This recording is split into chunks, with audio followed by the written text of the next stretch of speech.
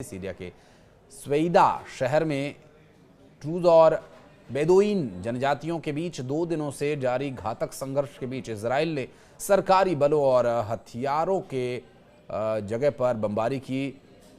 साथ ही प्रधानमंत्री Benjamin Netanyahu ने दावा यह किया कि सीरियाई सरकार इन हथियारों का इस्तेमाल ड्रूज समुदाय के खिलाफ करने जा रही थी, तो वहीं सीरिया ने इजराइल की कार्रवाई की निंदा की है और कहा कि हमले में उनके सैनिकों और आम नागरिकों की भी मौत हुई है। मानवाधिकार निगरानी संस्था SOHR के मुताबिक इन झड़पों में अब तक 200 से ज्यादा लोग मारे जा चुके हैं। मंगलवार को इलाके में कम से कम 4 धमाकों की आवाज सुनी गई। ड्रोन आसमान पर मंडरा रहे थे और एक क्षतिग्रस्त टैंक को घसीटते हुए ले जाया जा रहा था। स्वेदा में ये तीसरा दिन था जब लगातार गोलियां बरसाई जा रही थी। शहर में डर और तनाव का माहौल है। इजराइल की इस कार्रवाई की एक वजह वहां के प्रमुख ड्रूज नेता शेख हिकमत अल हजरी का बयान भी रहा।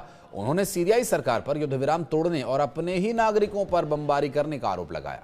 उन्होंने ड्रूज लड़ाकों से सरकार के खिलाफ खड़े होने की भी अपील की। हालात को बिगड़ता देख सीरिया के रक्षा मंत्री मुरहफ अबू कसरा ने बयान जारी कर कहा कि अब पूरा युद्ध विराम लागू कर दिया गया है। साथ ही उन्होंने ये भी कहा कि उनकी सेना तब तक फायर नहीं करेगी जब तक उन पर हमला नहीं हो जाता।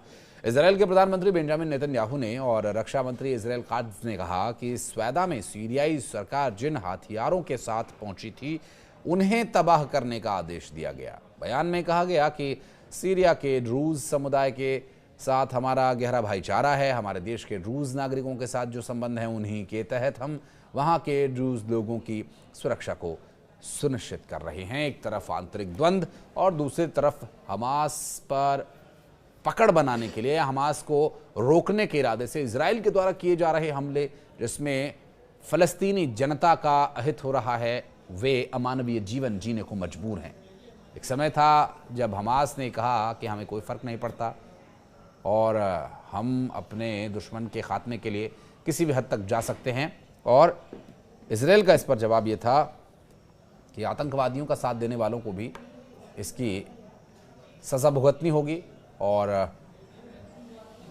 उन पर कार्रवाई का असर होगा। बहरहाल अब इन दोनों की इस लड़ाई के बीच जो अमानवीय स्थिति वहां पर उत्पन्न हो रही है, इसके लिए अमेरिका का दिल पसीज गया है। अमेरिका ये कह रहा है कि ये अमानवीय हरकत नहीं चलेगी, इस पर इजराइल से बात होगी और जो बूढ़े बुजुर्ग बच्चे महिलाएं हैं उन्हें टारगेट करके इस तरह से हमलों को रोके जाने के लिए पाबंद किया जाएगा। बहरहाल इस वर्तमान परिस्थिति को देखते हुए इजराइल, हमास जो भी अपनी अपनी जगह अपने अपने दावे करते रहें, लेकिन इसमें सबसे ज़्यादा यदि किसी का नुकसान है तो वो इंसानियत का है, और वो इंसानियत बच्चों के, महिलाओं के और बुजुर्गों के रूप में मारी जा रही है। उनकी क्या गलती है? विचार कीजिएगा। धन्यवाद।